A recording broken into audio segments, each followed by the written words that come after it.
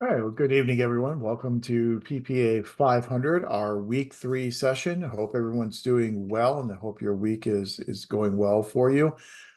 This is week number 3, and so we're progressing pretty quickly. As you know, that this course ends very quickly. We're a hybrid course, and so the weeks go by quickly, the assignments go by quickly. So it's kind of a pace that you'll get used to as you take more and more of these hybrid courses. But first off, thank you very much for your Canvas essay number 1, looking at Federalist Paper number 10 and James Madison. I think everyone did a really nice job on that. And all of those that were submitted as of about an hour ago, I've gone through and read those and then didn't provide a lot of feedback because I think people did a really nice job on it. They were complete, they were insightful, and so no real notes or comments in that regard moving forward. It is always difficult whenever we are trying to kind of divine and discern what the framers were thinking in their writings, because our language today is so much different than the language that they used back then. I think, as we talked about last week, for instance, our word of for federal is different than their word for federal. Whenever we say federal, we're looking much at something much more unitary in nature, like the federal or the national government.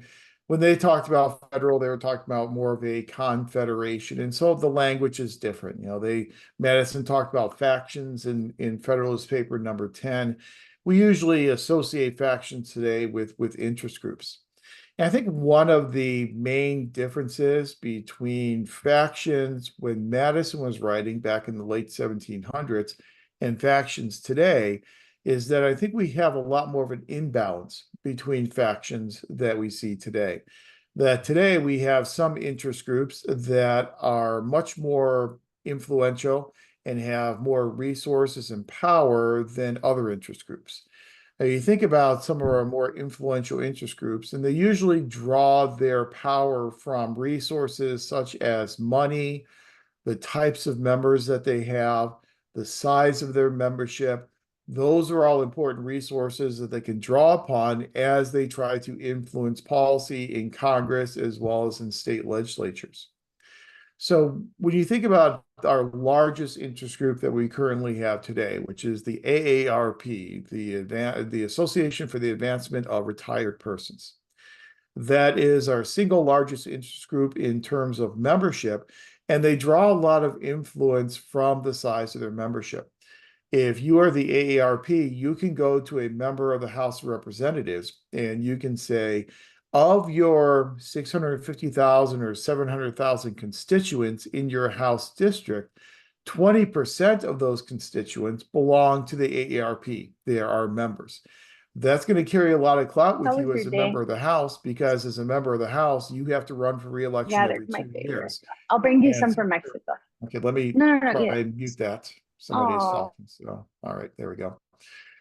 So as I was saying, so that if you're a member of Congress, a member of the House, you want to get reelected every 2 years. And so that reelection motivation means that you are going to probably be swayed by knowing that there are 50 to 100,000 AARP members in your district.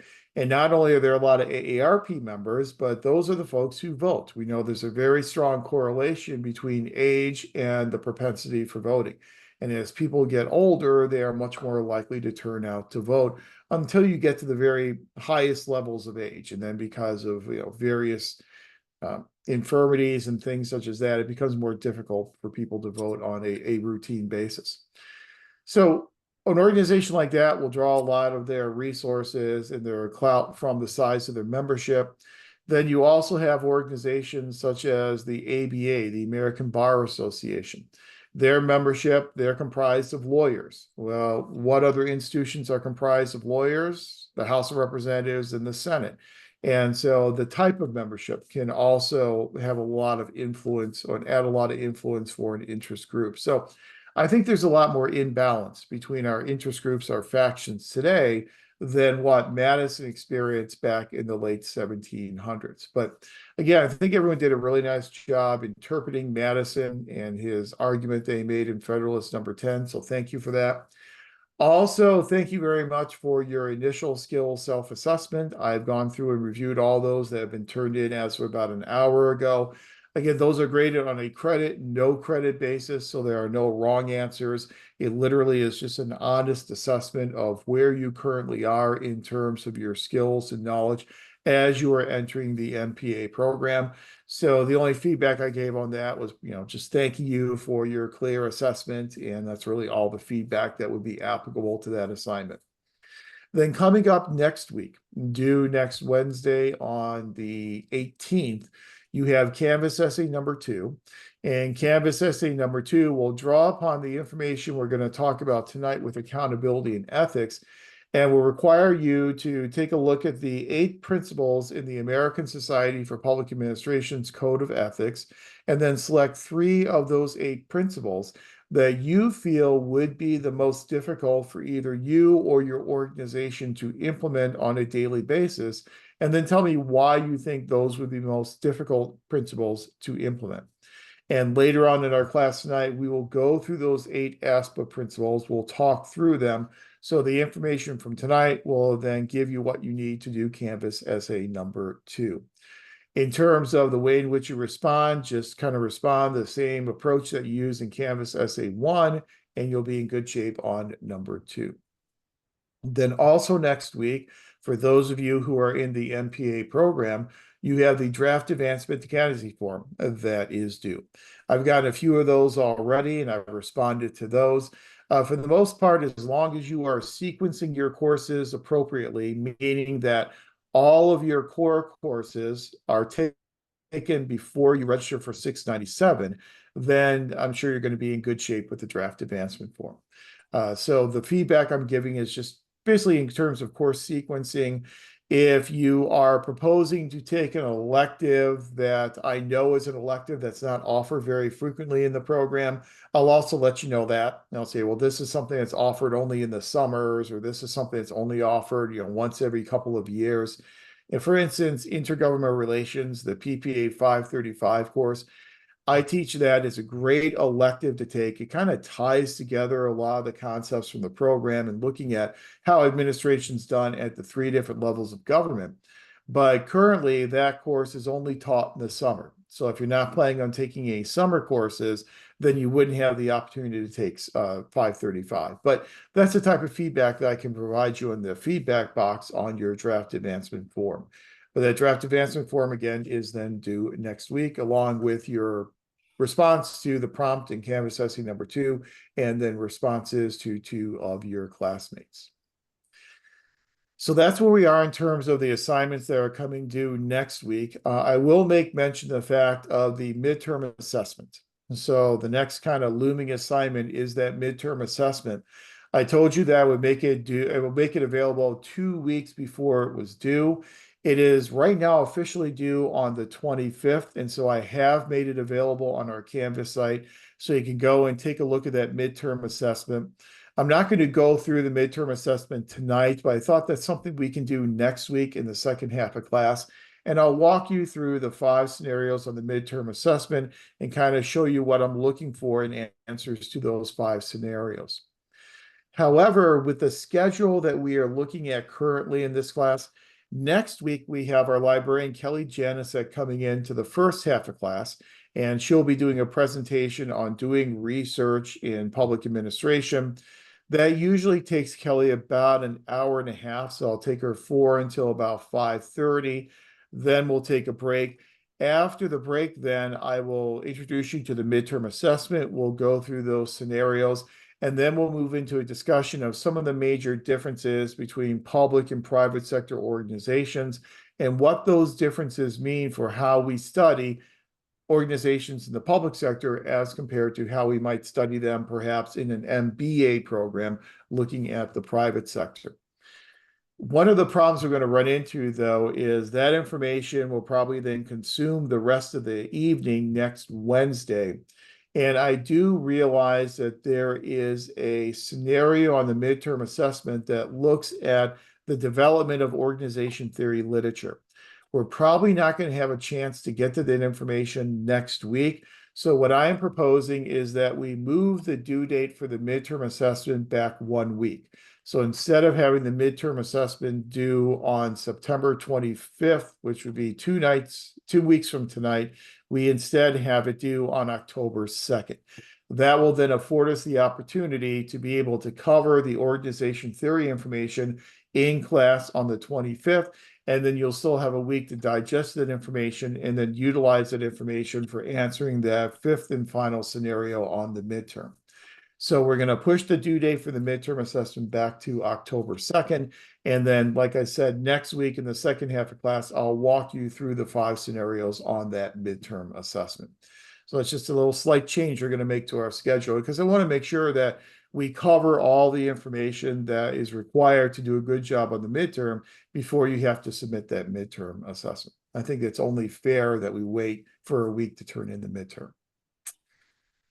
So I think that's all the housekeeping issues that I have to start off our session tonight. How I have tonight's session envisioned is I know I talked a lot last week, and I know we actually even ran overtime last week. I apologize for that. I don't want to talk to you as much tonight. What I would like to do is have you have more of an opportunity to participate. So what I thought we would do is in the first half of class tonight, we'll go through this information on accountability and ethics. We'll talk about what is accountability. We'll talk about different types of accountability and different elements of accountability.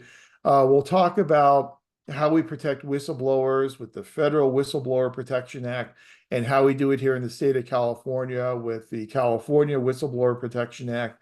We'll talk about some of the mechanisms we have in place for transparency and openness here in the state of California. We'll talk about the 8 principles in the ASPA Code of Ethics. Do all of that in the first part of class tonight. Then we'll take a break. And then after the break, we'll go ahead and break up into breakout groups. And then I have a really quick exercise that we can do in our breakout rooms. And then each breakout room can work on that exercise. I'll give you about half an hour or so to work as a group. Then we'll reconvene as a class. We'll share out what each group came up with. And then I think that will probably take us through the time we have allotted for this evening. So that is our plan for tonight.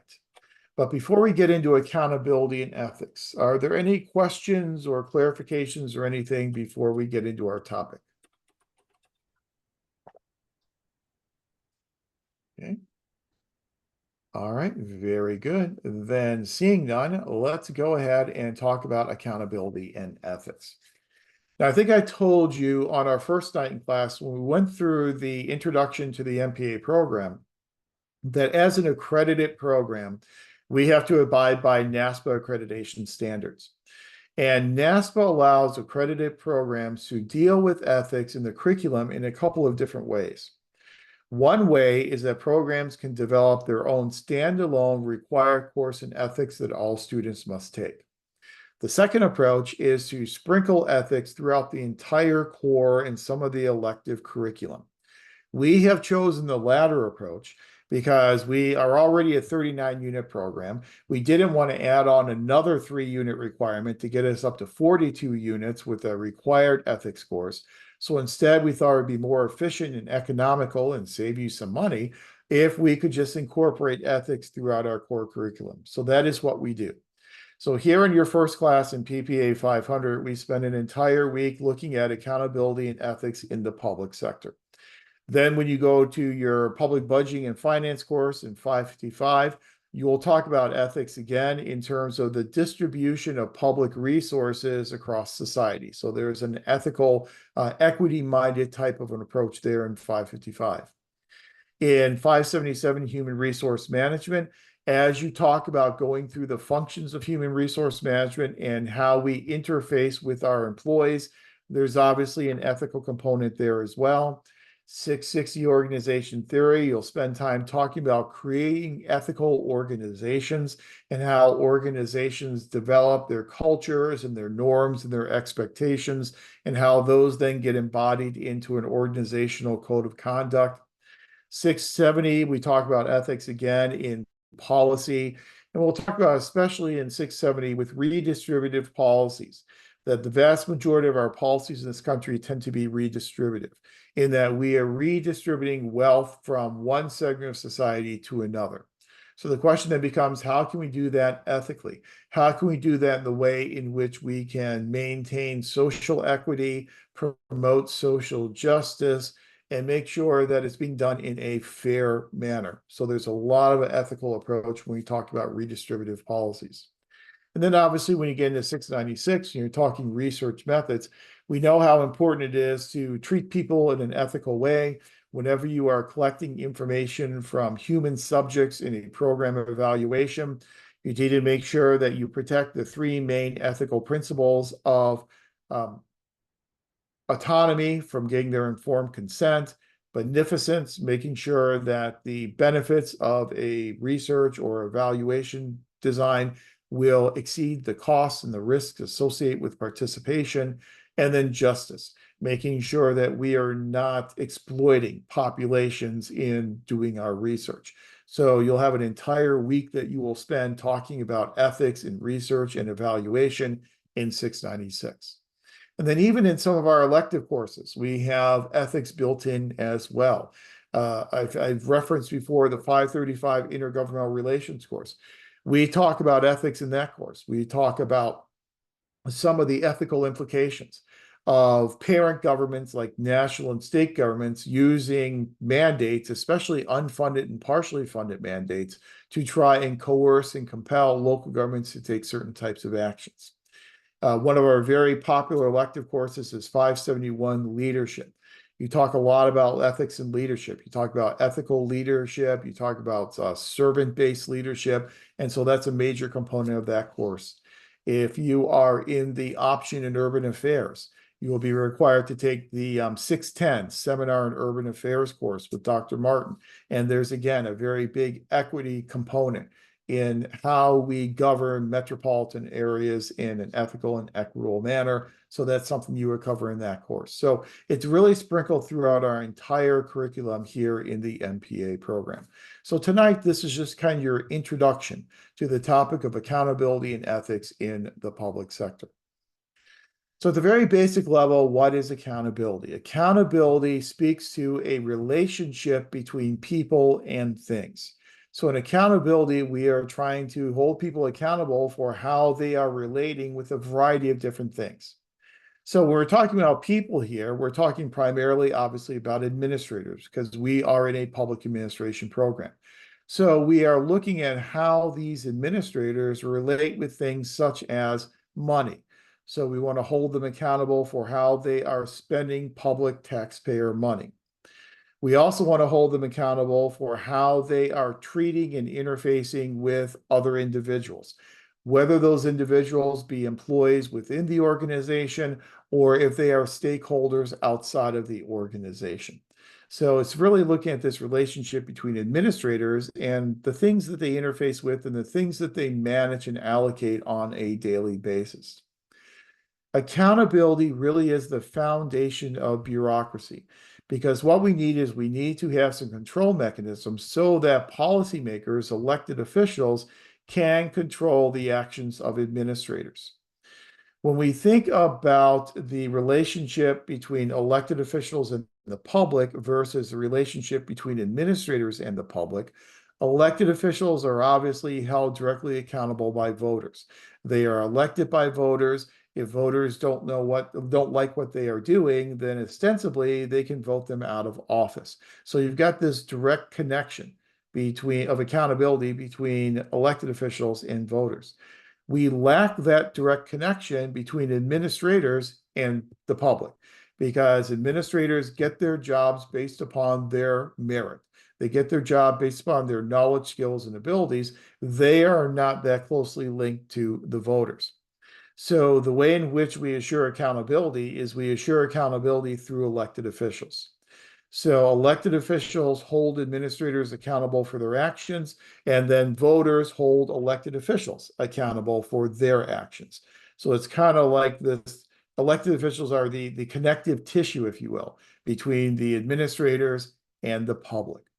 So we really do have to have some accountability controls built in that elected officials can use to then hold administrators accountable on behalf of the public. The problem, though, is that elected officials are oftentimes very hesitant to engage in accountability because whenever they hold administrators accountable for actions, what they are doing is basically discovering problems. That whenever you hold someone accountable, you're probably going to see some problems with how those administrators are spending money, how those administrators are implementing programs. It's a basic idea that if you don't look, you're not going to see a problem. But once you start looking, that's when you start seeing those problems. So elected officials, because their primary motivation is to get reelected, they don't want to be associated with these ethical problems. So naturally, to get reelected, they try and keep their distance. And so there's really a great deal of reluctance on the part of elected officials to do what they need to do to hold administrators accountable for their actions. It really does kind of break this clear chain of accountability because these elected officials don't want to be held accountable for something that's being done by an administrator. However, we need to have this connection. We need to have these accountability standards that are being applied from elected officials to administrators so that those administrators can be held accountable to the public. One of the primary ways in which elected officials will engage in accountability will be through the oversight function. As we all know, administrators have to be responsive to the legislature. They have to be responsive to the executive. They're responsive to the legislature because the legislature, through enabling legislation, creates these public agencies that administrators work in. Through that enabling legislation, they create the programs and the policies that these administrators will be administering on a daily basis. The legislature also has the power of the purse strings. And so an organization such as Congress, through the appropriations process, will have the ability to hold agencies accountable. When they are holding agencies accountable, they do it through oversight. Oversight can occur basically from three different sources in Congress. One way that oversight can occur is through legislative review committees. So a committee in Congress, if they are investigating an issue or a problem, they can then call members of federal agencies into Congress to testify before Congress to collect information about what's going on, what this issue is all about, how these programs are being implemented. So Congress can do their oversight through these legislative review committees. Second way Congress can conduct oversight is through the appropriations process. So as we said, Congress has the power of the purse strings. We know in our reading of the Constitution that Congress is limited, that it cannot draw money from the U.S. Treasury except in the course of appropriations, meaning that they cannot spend money without going first through the appropriations process. The appropriations process is simply Congress saying this is how the money is being spent. So we have appropriations committees. As they work on these appropriation bills, they may call members of federal agencies in to testify in order to kind of what we would call sing for their supper. That if you want your appropriations, you need to come in and testify to Congress and be subject to this oversight from Congress. Then a third way that Congress does accountability and oversight is through the authorizations process. Now, later on in the term, we're going to talk about the management of financial resources. And as part of that discussion, we will talk about, very briefly, the federal budget process.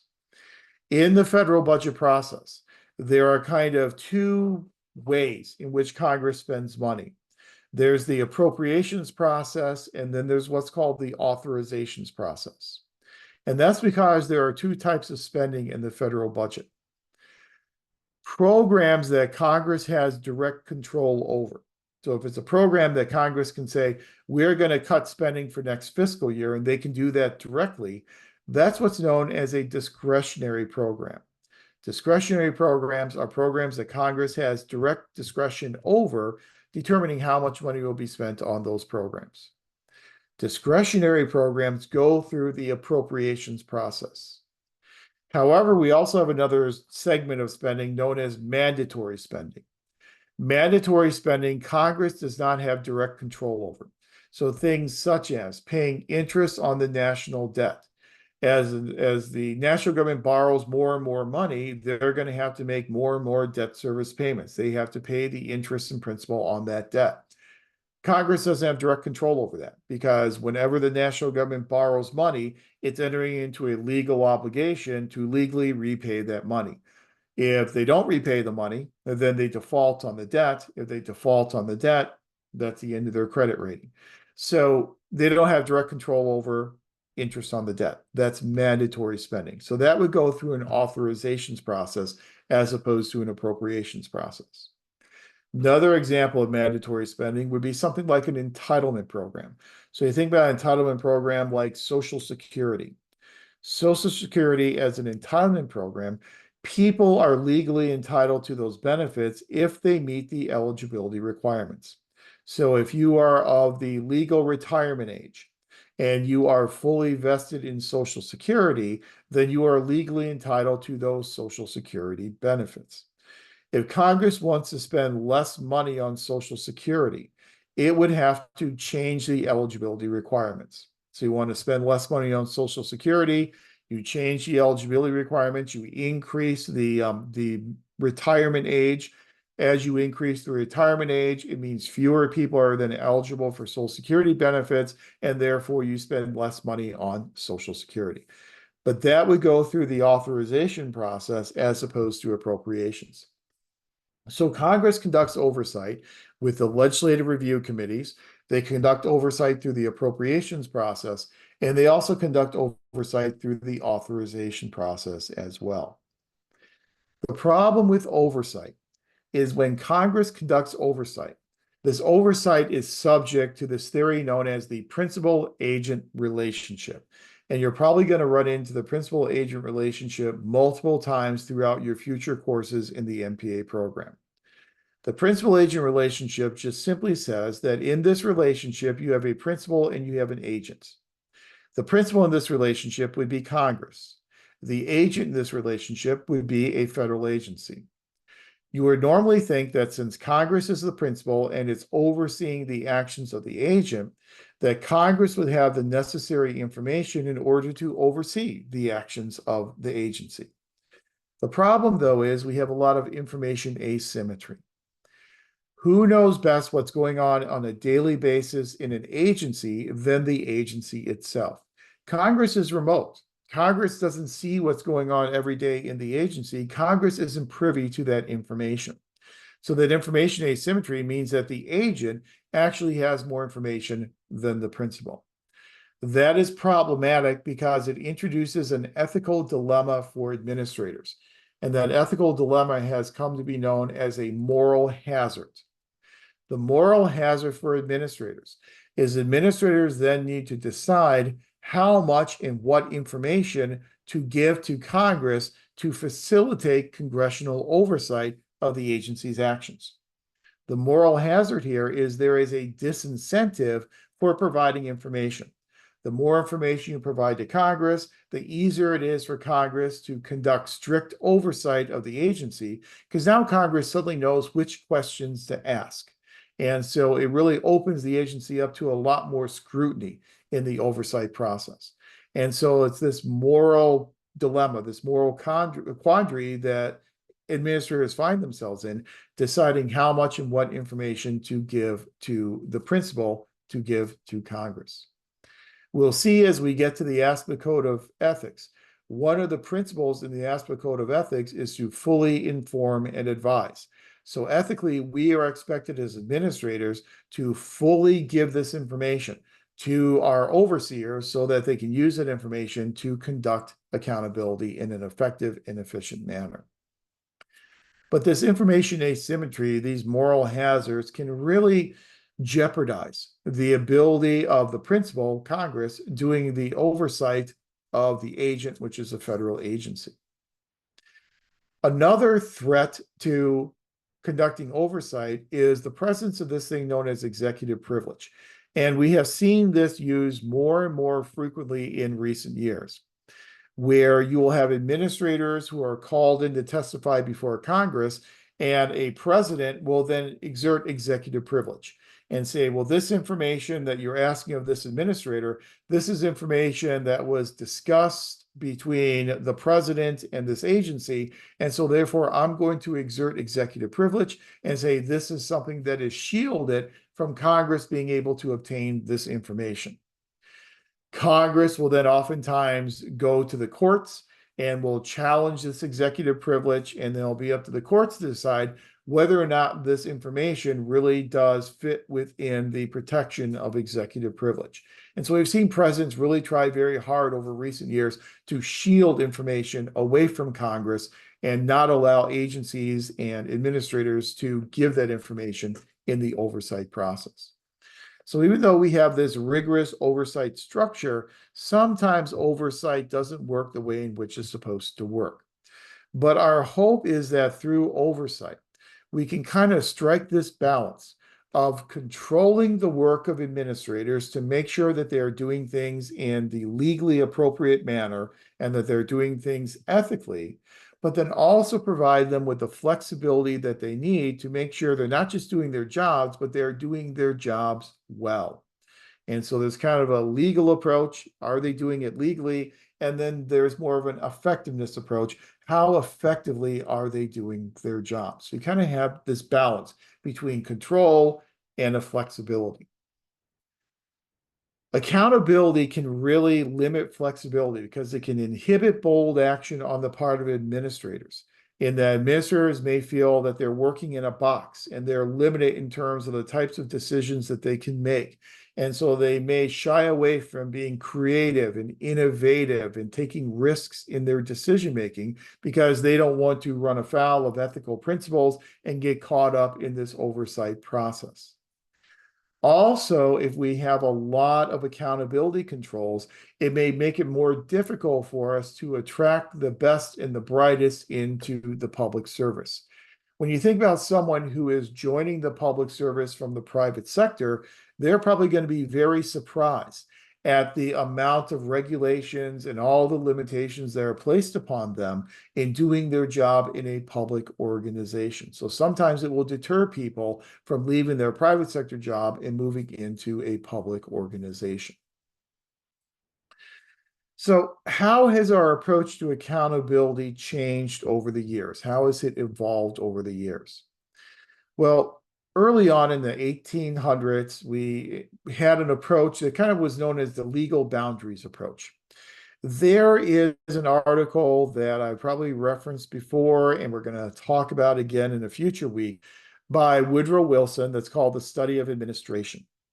The Study of Administration is the article in which Woodrow Wilson called for this politics administration dichotomy, making the argument that if we could divorce administration from politics, then we could focus on administration, focus on what he called the business of government, and find ways to more efficiently do the business of government without having to be involved in politics.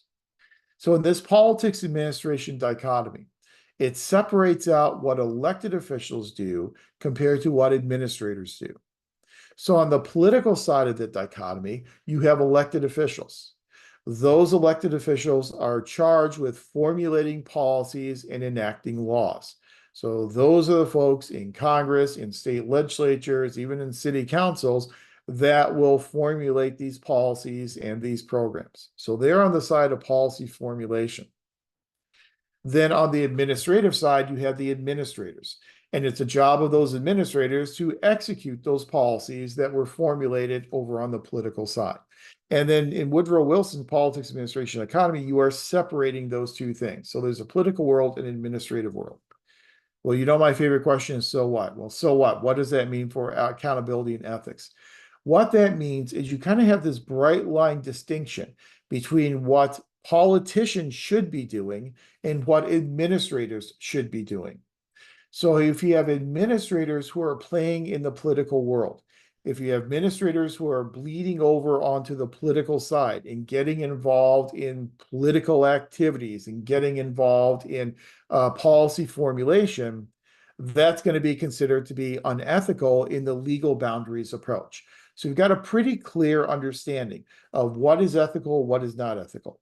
If administrators are staying in their lane, if you will, and they're executing these policies, they're doing what they're supposed to do, then they're acting ethically. However, if they start going into the political world and start getting into policy formulation, that's when there will be unethical behavior on the part of those administrators. So there's a pretty clear-cut definition of what is ethical and what is not ethical for administrators. The problem with this legal boundaries approach is Wilson wrote his article in 1887. Very soon thereafter, less than 50 years later, you have public administration scholars saying, we have a problem with the politics administration dichotomy. And one of the most notable critics of the politics administration dichotomy was John Gauss. As early as 1936, he made the argument that there was a bleed over, if you will, between the political and the administrative environments, that it wasn't as clear cut as Wilson would have us to believe, that sometimes administrators get involved in policy formulation. They provide advice and they consult with elected officials as those policies are being formulated. So there is actually a role for administrators to play on the political side, and that there's also a role sometimes for politicians to play on the administrative side as well, to ensure that these policies are being implemented in the way in which the policymakers envision them to be implemented. So this is what's known as the political challenges kind of phase of accountability and ethics, where we kind of throw away the politics, administration, economy and realize that those two worlds overlap with each other. Since those worlds are overlapping with each other, you don't have this bright line definition of what is ethical and what is not ethical. And it really does call into question the possibility of having ethical standards, clear ethical standards that can be applied to administrators. And so this is a point in time where accountability and ethics kind of fell into a disorderly state. And a lot of people were questioning if it's even possible for us to hold administrators accountable because of this overlap between their political and their administrative functions. The contemporary approach to accountability and ethics is sometimes called the evolving policy problems approach. And in this newer approach, what we recognize is that applying ethical principles really will depend upon the context of the situation in which we find ourselves. It recognizes that every organization has its own unique organization culture. It has its own set of norms and expectations and acceptable behaviors. And so what would be considered completely ethical in one organization may be against ethical principles in another organization, depending upon that organization's culture. There is no single professional norm that can be applied across the board to every single public organization. So what we have to understand is this is really about my favorite answer, which is it depends. The ethical principles that we are applying will depend upon the organization in which they're being applied. That's why we have a different code of conduct for different public organizations. So they just don't have one for every single organization in the public sector. That's why now at the federal level, in every single agency, we have an Office of Inspector General. And those offices of Inspector General will differ depending on the agency, because each agency will have its own OIG, and those OIGs will operate a little bit differently in each of those agencies. So what this means to us as students of public administration is that assuring accountability and ethics is far more complex and difficult today than it was back in the days of Woodrow Wilson, where we ascribed to this politics administration dichotomy. Today, we have to look at the context of the situation in determining what is considered ethical versus what is considered to be unethical behavior. Now, there are still some standards that everyone shares in terms of what they consider to be ethical and what they consider to not be ethical. Today, we would assume that if you are using the resources of your public office, your public position, for the purpose of private gain, that's considered to be corrupt. That's corruption. That's considered to be an ethical violation. It hasn't always been like that, though. And if you think about back in the 1800s and the early 1900s, all these political machines that controlled our major cities, so political machines such as the Tammany Hall machine in New York City, and you probably heard about the Tammany Hall machine before. Tammany Hall was a political party-based machine that controlled just about every aspect of New York City government. They controlled who got jobs, what types of jobs they got, the contracts that were awarded, who got those contracts. All of that was controlled by this political machine. Tammany Hall was probably one of the most egregious examples of ethical violations of a political machine. There's one individual who worked with Tammany Hall, and his name was George Washington Plunkett. And George Washington Plunkett actually gives us a lot of insight into how these political machines operated through his memoirs. And he wrote his memoirs, and they were called Plunkett of Tammany Hall. And he actually had a ghostwriter write for him, but he would give his reflections to this ghostwriter who would then put them in this memoir, Plunkett of Tammany Hall. And Plunkett would make the argument that not everything that you would think is corrupt is actually corrupt. And not to get too much into it, but one great example of some of the reasoning that comes out of Plunkett of Tammany Hall is his argument about what he refers to as dishonest graft versus honest graft. So he says there's one type of graft that is dishonest. There's another type of graft that is honest. And by graft, he means corruption. So today, when we talk about, we're really talking about corruption when we're talking about graft. So he's basically telling us there's dishonest corruption, and then there's honest corruption. Now, that sounds really weird to us today. We think corruption is corruption. It's all dishonest. It's all unethical. He would argue no. He would say dishonest graft, an example of dishonest corruption would be something as simple as, you take money from the city and you put it into your own pocket. You literally take it out of a cash drawer, you stick it in your pocket, and you leave. That's dishonest corruption. He says, yes, that's graft, that's corruption. It was corruption in his time, it's corruption today. But he says there's another more nuanced type of corruption that actually is honest in nature. And he says, here's an example. Let's assume that in my position working in City Hall, I get wind of the fact that the city wants to buy up a plot of land and turn it into a public park. So based upon that information, I go out there and I buy that plot of land. I get it at a really cheap price. I hold on to it until the city is ready to do the public park. Then I sell it to the city at a much higher price. That money that I make, that's honest. There's nothing wrong with that. As he would say, he saw his opportunity and he took it. Now, today we would say that's corruption because he used information that he acquired as part of his public job in order to benefit himself privately, financially. So today this would be pretty clear that it's corruption. But back then, the argument was it's actually honest corruption because he's just seeing his opportunities, using information, and then making a profit. So our understanding of what is corrupt and what is not corrupt has certainly changed over time. But today, whenever we're applying ethical principles, we always have to be mindful of the context of the situation that we are dealing with. This whole contextual idea, this whole idea that how we manage our organizations depends upon the situation, this is a very strong undercurrent that runs through the entire evolution of the public administration literature. The evolution of the public administration literature has been an evolution from looking for a one-size-fits-all approach that could be applied in every single situation, but then realizing that there is no one-size-fits-all approach. And instead, we need to look for the most appropriate approach that fits appropriately in this given unique situation. So it's kind of the basic theme of the development of the discipline of public administration. But when we hold people accountable for their actions, what actions are we holding them accountable for? These are what Don Kettle in his book refers to as the elements of accountability.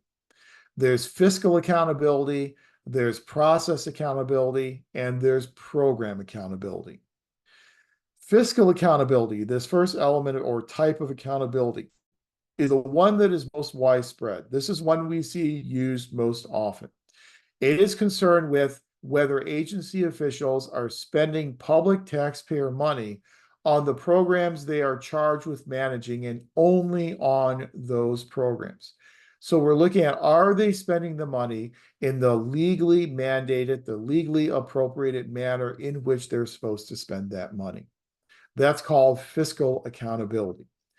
Usually when we see these high profile, highly scrutinized ethical violations that occur in the public sector, typically they have a fiscal component to them. They're all about money, and that's fiscal accountability.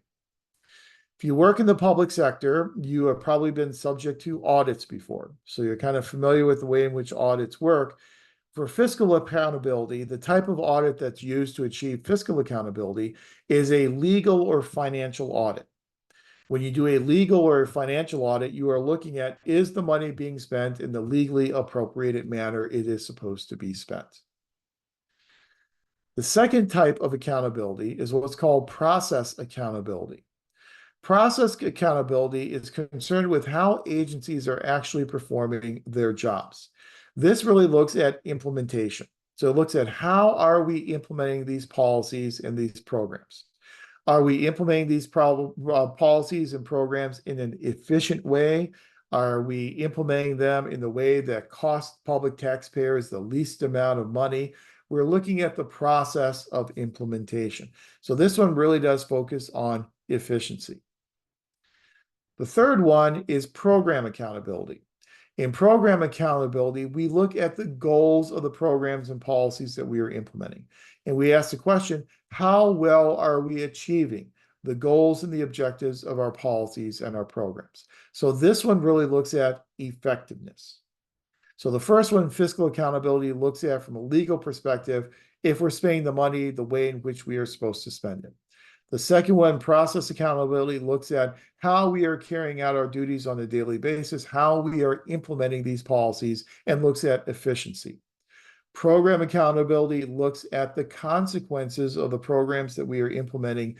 If we are achieving our goals and objectives, it really gets at the issue of effectiveness.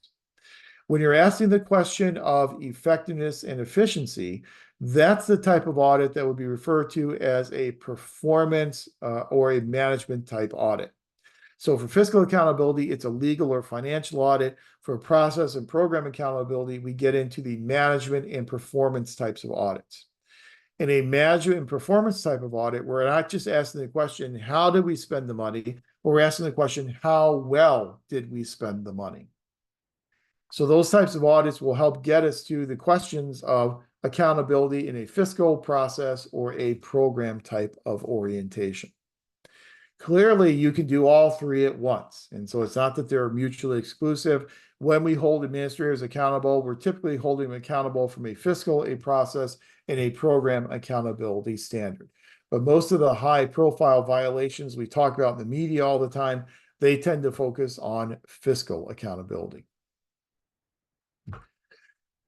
So when we want to try and assure fiscal and process and program accountability, the question then becomes, how do we do it? We do it primarily by finding a balance between external rules and regulations and the internal character and training of our administrators. So we need to have the right set of external ethical rules and codes of conduct that we can apply to these administrators. But then we also have to have administrators who have the character to value public interests above their own private interests, and administrators who are trained on how to avoid ethical violations. So it's really a balance of the external as well as the internal. The problem that we run into is that ethical violations, when they do occur, are going to occur within agencies themselves. So as we said before, the overseers don't have the information about what's going on a daily basis within the agency. only the people within the agency or people who come into direct contact with the agency through being citizens and being beneficiaries of these programs, those are the ones who are going to see these violations. So therefore, we need to empower people within the organizations themselves to then become the voice for the organization. That when people see these ethical violations, what they can do is they can speak up and they can protest these policies and these programs. They can protest these ethical violations with which they disagree. If we protect people and we give them reassurances against retribution and reprisal, they may be willing to be these voices and they may be willing to speak out and do what we call blowing the whistle on these ethical violations. If we don't protect them from retribution and reprisal, then they're going to end up seeing these ethical violations and just kind of moving on, exiting and leaving the organization. We do not need these people to leave the organization because once they leave the organization, then we have lost the information we need about the occurrence of these ethical violations. So we need to empower these people to be comfortable enough to blow the whistle, to become these whistleblowers. These whistleblowers are the ones that take it upon themselves to disclose these activities that they believe to be wrong and unethical. So in order to protect these whistleblowers, we have passed a series of laws at the federal and the state level in order to provide them protection against retribution. At the federal level, we have the Federal Whistleblower Protection Act, passed back in 1990 and has had multiple reauthorizations since then. Here in California, we have what's called the California Whistleblower Protection Act. And in our slides, I have both of those, kind of little fact sheets on both of those that are linked into our slides. It doesn't work all that well when I click on those links during a presentation. So let me just stop the share briefly. And then let me go and share my screen with you. And I've got both of those tabs open that we can go and take a look at. So let me share away. And in fact, let me close this briefly so it gets out of our view. Okay, let me minimize it. All right, here we go. This is, hopefully you're seeing the tab that says Whistleblower Protection Act, Office of the Whistleblower Ombuds. This is kind of a fact sheet on the Federal Whistleblower Protection Act and gives you some details about who's not covered under the Whistleblower Protection Act, some of the things that can be disclosed and be protected under whistleblowing, the organizations that will provide those protections and do the investigation of whistleblower claims. So you'll see who is and who is not covered under the Whistleblower Protection Act. Under the Federal Act, most executive branch employees, former employees, and applicants for jobs fall within the protections of the WPA. Even employees of the Government Publishing Office also fall within the WPA, even though the Government Publishing Office is a legislative organization. But the vast majority of federal executive branch employees are covered with these whistleblower protections. Who are not covered by whistleblower protections? Political appointees are not covered. Political appointees are kind of a different breed of animal from career civil servants. And so since they are political appointees, they kind of operate in this political world. So they are not directly covered under the Whistleblower Protection Act. Uniformed military service members are not covered under this WPA. They have their own protections in military code. They're somewhat, a little different, but somewhat similar, but they've got their own protections in military code. Non-career senior executive service employees. This takes a really brief explanation. The senior executive service is something that was created back in 1978. And the purpose of the senior executive service was to try and bridge the gap between career civil servants and political appointees. We had a situation where the vast majority of federal employees were career civil servants. But yet our agencies and departments were being led and were being managed by political appointees. And there is a gap between these political appointees and these career civil servants. So in 1978, what Congress did is it took the upper level managers in the career civil service and elevated them to this new thing called the senior executive service. The senior executive service was kind of supposed to be a middle ground between political appointees and career civil servants. Here we are saying that members of the senior executive service who are non-career members, so they are not part of the career civil service, they are not covered under these whistleblower protections. They are treated much more like political appointees. Employees of the 18 intelligent community elements and the FBI are also not covered under here. Again, they have different types of protections. They have different types of protections because of the highly sensitive information that they are dealing with. And so you want to be careful if someone is blowing the whistle and disclosing classified or compartmentalized type of information, that could certainly run a danger for national security. And then you can see the others, won't go through them all, but those are the types of employees who are not covered under the WPA. Then also in this document, we have some discussion about what types of information will be considered protected disclosures under the WPA.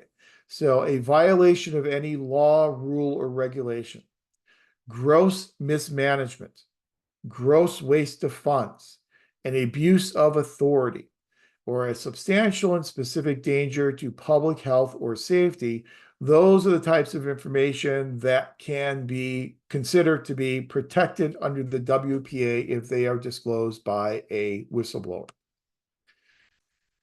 The way the process works is that whistleblowers can blow the whistle to a variety of different entities. They can blow the whistle directly to Congress, so they can contact a member of Congress or a legislative review committee in Congress, disclose that information, and that will then begin a congressional investigation. They can disclose this information to what's called the Office of Special Counsel. The Office of Special Counsel is an investigatory body that is now independent. It used to be part of the Merit System Protection Board, but as I believe it was 1989, it was made an independent organization.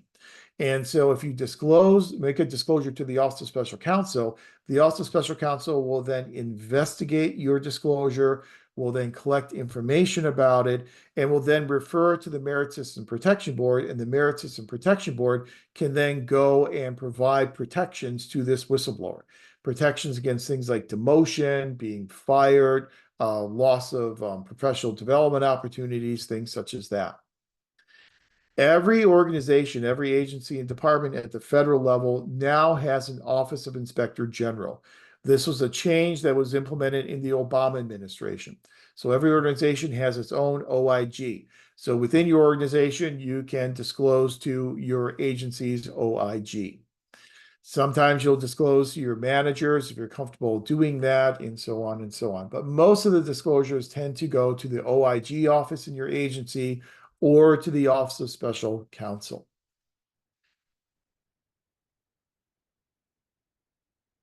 Let me scroll down here to talks also about the burden of proof that you have to meet. Talks about some of the relief available. This is like we'll stop here, but this is the last thing I want to point out to you. That if you are a whistleblower and you feel that you are being retaliated against, there are certain types of relief that are available to you from the Merit System Protection Board. So the Merit System Protection Board may order relief in the form of things such as reinstatement. So if you have been terminated from your position because you were blowing the whistle, you will be reinstated by the MSPB. You can also get a transfer into another organization, another position. You get back pay, you get lost benefits when you're being reinstated or if you are being transferred. If you are out of a position, you then get lost pay for being out of that position. Reasonable and foreseeable consequential damages, things like medical costs, travel expenses. You can possibly get compensatory damages such as emotional distress, pain and suffering, damage to your reputation. You may be able to also collect attorney's fees and attorney's costs. So these were all the types of relief that MSPB can grant to you if they find that you have been retaliated against. So you can see that we really do have some pretty strong protections that are built into this Federal Whistleblower Protection Act. And then fortunately for us as employees here in the state of California, California also has its own California Whistleblower Protection Act. The California Whistleblower Protection Act will operate differently depending upon what type of employee you are. So for state employees, you can blow the whistle to the state personnel board if you are being retaliated against. If you're a UC employee, you go to your human resources department. If you're a Cal State employee, you can either go to your HR department or you can go to Golden Shores, which is the chancellor's office. Then they have a really nice section here that gives you some frequently asked questions. And we'll just look at a couple of things here, such as what can be investigated. So the way in which this process works is if you blow the whistle, the investigation occurs with the state auditor's office. And so the state auditor's office can then investigate any violation of state or federal law, can investigate non-compliance with executive orders of the governor, non-compliance with court rules, non-compliance with the state administrative manual or the contracting manual. They can investigate significant waste or misuse of state resources. They can also investigate gross misconduct, incompetency, or inefficiency. Those are the types of things that they can investigate. However, the state auditor's office doesn't take action. So they investigate it. Then they refer that investigation to the Office of the Attorney General. And then it's up to the Office of Attorney General to then investigate those claims. And then if there's any remedies that are required in terms of undoing any retaliatory actions, those remedies would then come from the Office of the Attorney General. So it just kind of gives you some idea of how whistleblowers are protected at the federal level, as well as how they are protected here in the state of California. So that's kind of clunky, but let's go back into our slides here and keep the conversation going. So let me start these slides again. Okay. So, and I've got those links in there for you if you want to go on your own and look at some of the more details regarding the federal WPA as well as the California WPA. So because we have these ethical standards in the public sector, sometimes it's seen as public sector ethical standards are seen to be as higher than private sector ethical standards. The reason for that is we have these heightened accountability requirements because we are dealing with public taxpayer money. We're not dealing with private money. We're dealing with money that comes directly from the public. When you have these higher ethical standards in the public sector, you oftentimes have this thing called a shock of ethical upgrade. Whenever anyone goes from the private sector to transition into the public sector, they are kind of, slapped in the face with all these accountability standards, these rules, and all these ethical expectations. The problem with that is, as we had said before, it sometimes makes it very challenging for us to recruit people from the private sector. And people, if you've ever gone from a private sector job to a public sector job, I think you'll probably see a lot of this ethical upgrade. And so sometimes we have too many ethical standards. It makes it difficult for us to attract people from other sectors. What can make it easier for us to attract employees into the public sector is this notion of the worthiness of public service. Now, vast majority of us are in an MPA program. We're in an MPA program because we value public service.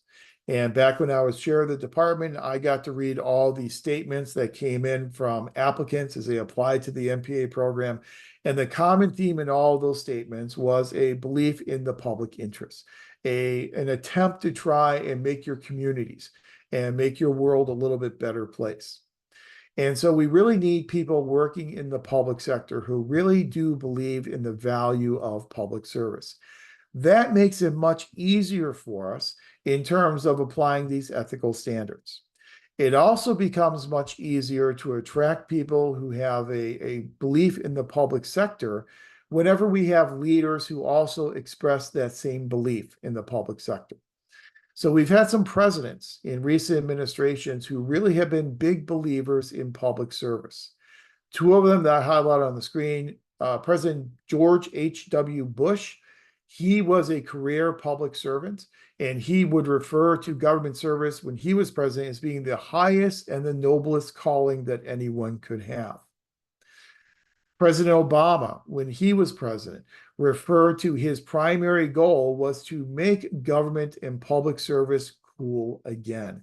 And so whenever we have these leaders who believe in public service, it makes it easier for us to recruit people who will engage in ethical behavior and act ethically in the management of these public resources. Public administration is complicated. It's not just about direct services being directly provided to citizens. There's also a lot of indirect administration that goes on in public administration as well, where we are providing the resources that will make direct administration possible. So it's a very complex, very complicated field to be in. But if we can attract people who believe in public service, that's when we're going to be able to better adhere to these ethical standards. The problem for public administration is that historically, members of the public tend to hold bureaucracy and government agencies and administrators in relatively low regard. Very famous book from decades ago by Charles Goodsell called The Case for the Bureaucracy. In his Case for the Bureaucracy, Goodsell talks about why people tend to have a negative view of the bureaucracy. When they think about the bureaucracy, they think about red tape. They think about hoops that they have to jump through. They think about organizations that are non-responsive. They think about not having the services provided that they need to have provided. They tend to have very negative associations with the word bureaucracy and government. Goodsell argues that one of the primary reasons why people have such a negative view of the bureaucracy is because of their last experience with a bureaucratic organization. So you can have a member of the public who's had 10 different experiences with 10 different organizations. 9 of those experiences have been positive. But that last experience that has been a negative experience will then color their entire perception of the bureaucracy. When they have a negative view of the bureaucracy, when they talk negatively about public service, that really can be a disincentive to members of the bureaucracy in terms of their motivational levels, and makes it more difficult for us to motivate public servants. So Goodsell says the way to remedy this problem is public administrators need to be more proactive. They need to be more proactive in showing members of the public how vital government is to their daily lives and how they basically couldn't live their daily lives without government. From the cars that we drive, the fuel emission standards, the safety standards on those cars, to the roads that we drive on, to the clothes that we wear, to the quality of the food and the medicines that we consume. All of these things are touched in one way or another by government. And people don't really oftentimes recognize that in their daily lives, just about every aspect of their daily life is touched by government. And so if we can kind of be proactive and show people how important government is, that can also help to build faith and trust in the public service, which in turn can then make it easier to attract people to the public service who will act in an ethical manner and will truly believe in valuing public interest above interest to oneself. Which then leads us to the American Society for Public Administration's Code of Conduct. When we are public administrators, we come into public administration from a variety of different backgrounds. Some public administrators are in the medical field, some are engineers, some are financial analysts, some are HR professionals.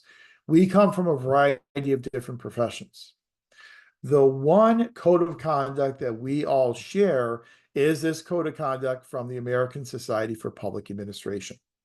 So ASPA has an 8-principle code of conduct that you will then be using as a basis for Canvas essay number 2. So the 8 principles under the ASPA code of conduct. Principle number 1 is public interest. We are required as administrators to promote the interests of the public and put service to the public above service to oneself. Oftentimes, when we see people running afoul of ethical expectations, it's because they are putting private interests above public interests. This is what George Washington Plunkett was doing back in Tammany Hall. Second principle really speaks to what we spent last week talking about, upholding the Constitution and the law, to respect and support government constitutions and laws while seeking to improve laws and policies to promote the public good. So here we are saying that we need to respect and support government constitutions. You really cannot respect and support a constitution unless you know what that constitution says. Not only are we supposed to understand, respect, and support these constitutions and laws, but we are supposed to seek to improve those laws and improve those policies if those improvements will promote the public good. We are oftentimes the ones who are implementing these laws. In the course of implementing these laws, we will see problems with the implementation of those laws, or maybe design problems in those laws themselves. This is information that can be provided to elected officials, to policymakers, and then the information can then be fed back into those laws to make changes to those laws to try and make them more effective and more efficient.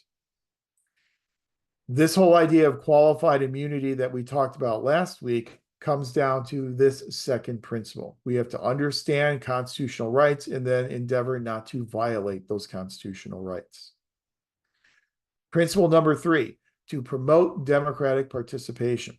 Inform the public and encourage active engagement in governance. Be open, transparent, and responsive, and respect and assist all persons in their dealings with public organizations. One of the main reasons why people tend to have a negative view of public organizations is they have not been helped through the process. They reach out to a public organization and they have no clue, number one, which organization to contact, and then how to navigate the bureaucracy. If we can help them navigate the bureaucracy, that's going to help promote participation, also help to develop more trust and respect among the public for public organizations. We also have to be open, transparent, and responsive. On the next slide, we'll talk about some of those transparency requirements that we have here in the state of California: open meetings, agendized, publishing agendas in advance, public comments, and all those types of things. Number 4 principle is to strengthen social equity. In contemporary public administration, what's oftentimes referred to as the new public administration, one of our primary values is social equity. And social equity has now become a value as important as efficiency or effectiveness in public administration. To treat all persons with fairness, justice, and equality, and respect individual differences, rights, and freedoms. Promote affirmative action and other initiatives to reduce unfairness, injustice, and inequality in society. So we need to strengthen and promote social equity and social justice. Number 5, fully inform and advise. And this 5th principle really gets at the whole idea of the principal-agent relationship. Provide accurate, honest, comprehensive, and timely information and advice to elected and appointed officials and governing board members and to staff members in your organization. Even though we may have a disincentive against providing information, we need to provide that information because providing that information will facilitate this oversight and it's good public policy. Number 6, demonstrate personal integrity, adhere to the highest standards of conduct to inspire public confidence and trust in public service. This is what we call the expository role of public administrators. This is role modeling. So if you demonstrate that you are adhering to the highest standards of conduct, that will then inspire the public to trust the administration, to trust bureaucracy. Number 7, promote ethical organizations. Strive to attain the highest standards of ethics, stewardship, and public service in organizations that serve the public. We not only have to be ethical administrators, we have to try and make our organizations ethical organizations as well.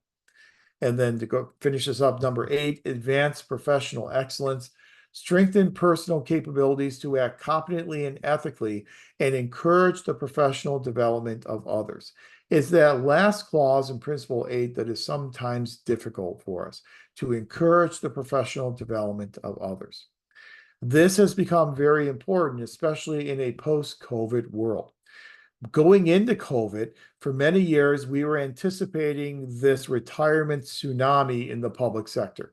We knew we had the graying of the workforce, we had baby boomers, and to a lesser degree, but coming about, Gen Xers who were moved toward retirement. And so we would have to bring new people into the organization, but we'd also have to develop new leaders and new managers. After COVID, we had many people, because of the COVID pandemic, deciding that they were going to either quiet quit or quit altogether. And they wanted to try something else because they were kind of, their mortality had been tested, and so they wanted to go and do something else before it was too late. And so we had an exodus of people from public organizations. As we have this employee turnover, we need to really put our resources and our time behind development, professional development of younger employees, so that we can really create that succession plan, so that people have the skills that they need so they can move into those leadership and those management positions. But those are the 8 principles in the ASPA Code of Conduct. Again, for your Canvas essay number 2, you'll be selecting 3 of those 8 principles that you believe would be most difficult either for you or your organization to implement, and then talking a bit about why those principles would be difficult to implement. But this is the code of conduct that is common to all of us as public administrators, irrespective of what our profession is, whether you're an engineer or a financial analyst, it doesn't matter. We are all held to account for those 8 principles. Now, one of those principles is openness and transparency. When we are doing the work of the public, that work needs to be done in public. The public need to be able to see its work being done. The more they can see the work being done, the more trust they then have in the end result of that work. Here in California, we live in a state that really places a premium on openness and transparency. And we're not going to do a complete discussion of all the transparency and openness laws in California, but just to highlight some of the major ones that you have probably become familiar with in the past. One of the primary transparency laws in California is the Brown Act. The Brown Act requires that public business be done in public, that meetings must be conducted in public. If you have a majority of a city council or a governing board or any type of legislative group, if you have a majority of those who are going to be in attendance at a meeting, that then is considered to be an open meeting. So if you have 5 city council people, 3 of them are going to be discussing a topic that is subject to the Brown Act. Now, if you only have 2 of those 5 discussing something, then that's not subject to the open meeting law. But if you have 3 of those 5, then you have to have that meeting in public. It must be an open meeting. There is a possibility, and those of you who work with city councils know this is very common, to have executive or closed sessions. But those executive and closed sessions are very limited in terms of the topics that can be discussed. Typically, in a closed session, you can discuss things such as negotiations with your legal team. If you have some existing or some pending litigation, that can be done in closed session. Public safety types of things. And so, when I was on the school board, we were going through a lot of changes to our schools to harden the schools. And so those types of security, details of those security discussions, those were done in closed session with our security firm. Obviously, you don't want to make all those things public because then you become a target. And if members of the public know exactly all the vulnerabilities at a school site, so that's allowed to be done in closed session.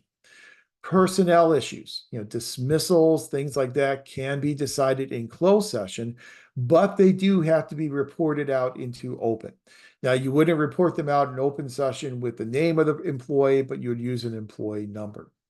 Labor negotiations can be done in closed session as well, but labor proposals need to be sunshine, which means that those proposals need to be made public in an open session. So you're very limited in what you can do in closed session. The vast majority of issues must be done in open session. You cannot start in closed session. You have to start in open session and then go to closed session out of open session. Agendas must be provided, and they must be provided at least 72 hours in advance. You are only allowed to discuss and take action on issues that are published on the agenda, because the agenda then gives the public notice that here are the issues that are going to be discussed and acted upon. So if members of the public are interested in those issues, they know to come to that meeting, to attend that meeting. You also have to allow public comment in your open sessions. Now, you can place reasonable limitations on those public comments because you still have to get the work of the city council done.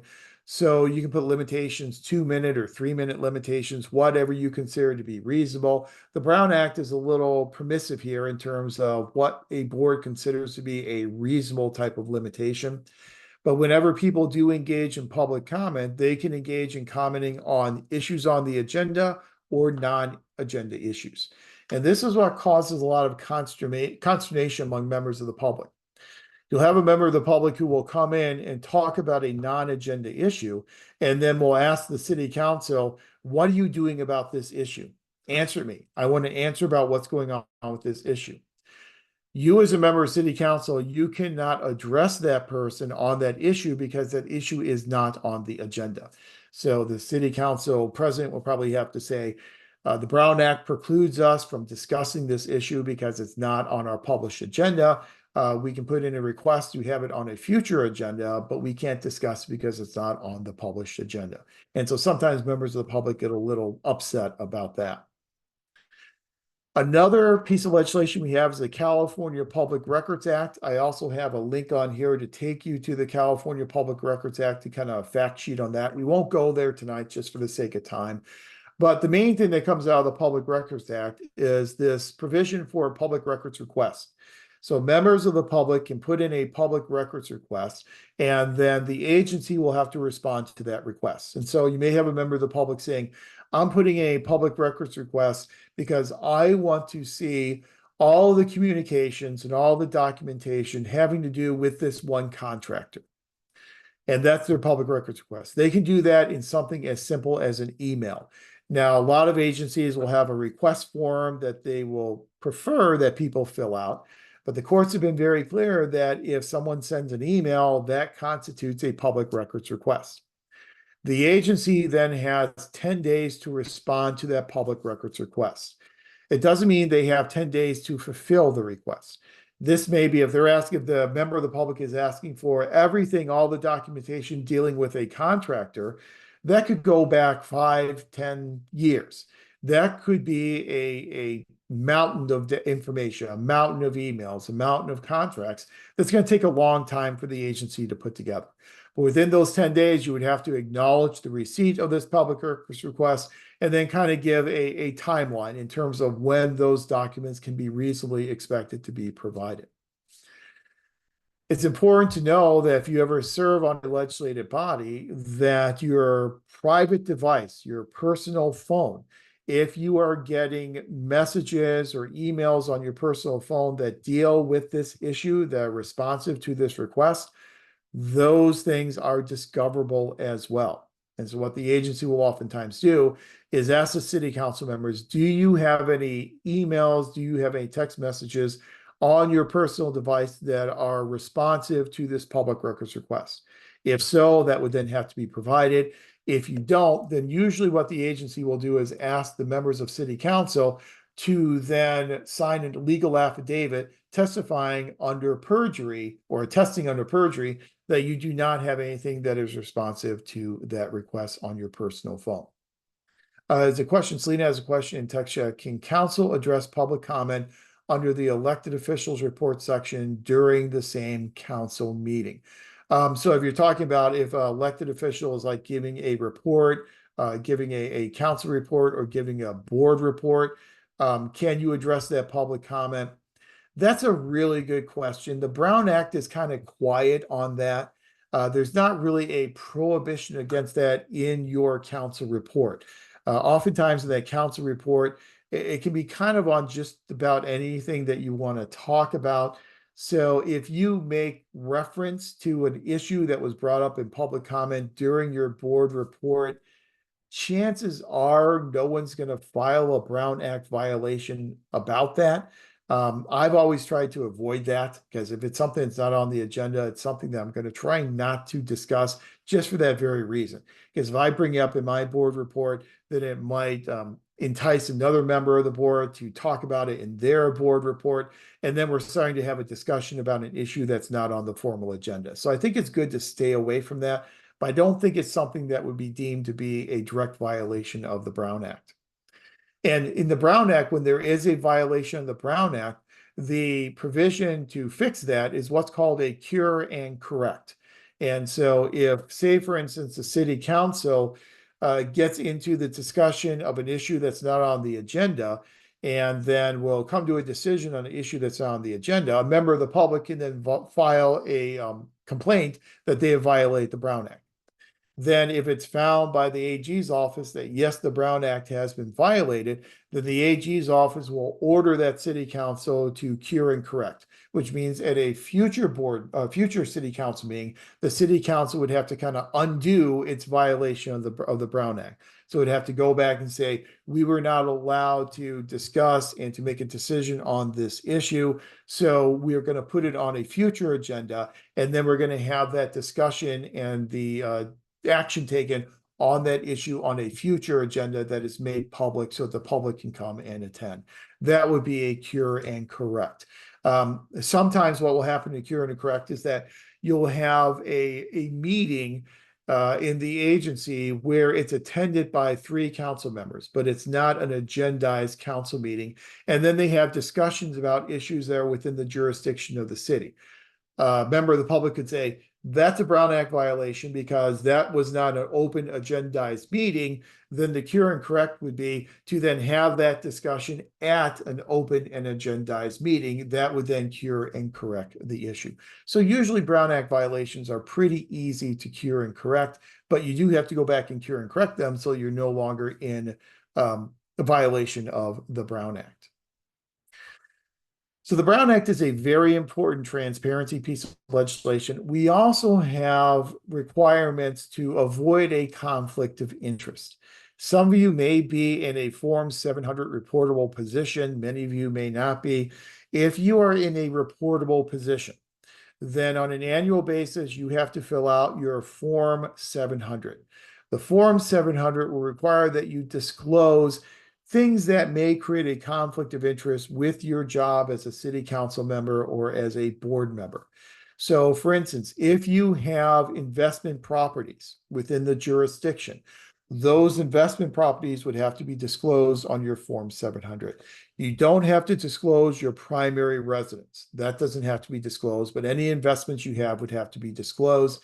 If you are earning any income from sources within your jurisdiction, those sources of income, the amount of income would also have to be disclosed. It's just the way in which you're signaling, here are some potential conflicts of interest, so that if that issue comes up, you should recuse yourself, not only from the decision, but also from the discussion. And no, people aren't really going to know what your potential conflicts of interest is unless it's on that Form 700. So the question here is, so 3 elected officials can't go out for lunch together because it would be considered a meeting. It depends. It depends upon what they are discussing at that lunch. If it is just kind of a social lunch, or if you're going to a ceremonial type of function, so you have like the opening of a new building that is purely ceremonial, all 5 city council members can go to that. That's not a problem. However, if 3 city council members are going to a lunch, and at that lunch, they're discussing the business of the city, that would be a Brown Act violation. So that's correct. They could not go and get lunch together and have those discussions. Absolutely. And that's a really good question. And we've got a lot of elected officials kind of run afoul of that. I'll give you an example. There is an exemption in the Brown Act for attending conferences. So when I was on the school board, every year we would go to the California School Boards Association conference, either up in Sacramento or not, yeah, no, San Francisco or down in San Diego. Every year they kind of rotated between those two cities. And the Brown Act has a provision that all 5 members of the board could go to that conference, but when they're at that conference, they cannot discuss business within the jurisdiction of that district. Before I was on the board, there were some members of the board who used that as an opportunity to kind of have these types of discussions. When I joined the board, I said, you got to read the Brown Act, because that ceremonial, that conference exemption means that, yes, you can all attend the conference together. So you can go to panels together and things like that, but you can't have discussions about issues that are within the jurisdiction of the district. Those discussions would have to be done in open session unless they are discussions of issues that are within the parameters of closed session. And so kind of got to be a little contentious there for a while, but that is a conference exemption that's in the Brown Act. But yeah, if it's a ceremonial, the Brown Act says that's fine for everyone to go to. That's not an issue. But if you're starting to have discussions about issues within the jurisdiction of the district or the city, that would then end up being a violation of the Brown Act. The nice thing for cities and for school districts and sewer districts, they typically keep some really good legal counsel on retainer. So if there are any questions about, is this a violation of the Brown Act, you're probably going to have an attorney on retainer who specifically works on transparency types of issues and public information types of issues. They can really provide you some good advice in terms of what is a violation, what is not a violation of the Brown Act. But we see violations of the Brown Act all the time with local governments in California. So here in California, we are very much predisposed to try and provide as much openness, as much participation on the part of the public as possible. Much more open, much more what we call the sunshine laws here in California than we see in a lot of other states. So I know we're past 5:30, so just to wrap this up very quickly, what we've talked about over the past hour and a half. In order to assure accountability in the public sector, we need to strike a balance. We need to strike a balance between holding people accountable and freeing people up to be flexible and have the latitude to take risks and make difficult decisions. We really have to try and find that balance. We have to try and find the balance between having these external ethical rules and procedures and training our administrators internally so that they know what is ethical, what is not ethical, and that they really do have this belief and this trust in the public sector and putting the interests of the public ahead of their own private interests. It's really this matter of trying to balance ethical adherence with the achievement of effectiveness. If we are not being effective, we're obviously not meeting the demands of our public. And so it very much is this balancing act. And we know that that balance will probably differ depending upon what agency we are dealing with. That balance is a very situational, very contextual type of situation. This, again, is just kind of a brief overview from kind of that 30,000-foot level of accountability and ethics in the public sector. Once you get into your core courses, you'll dig back into ethics within the parameters of each one of those topic areas for each one of those core courses. I think we're probably very much overdue for a break. We are past 5:30, so let's go ahead and take a break. Let's take a break until 5:45. When we come back at 5:45, we'll break up into our breakout rooms, and then I've got a really quick exercise that we can do. Maybe we'll spend about half an hour in our breakout rooms working on that exercise, reconvene as a class, see what each breakout room came up with, and then I think that will be enough to then call it a night. So come back at 5:45 and we'll do our breakout rooms.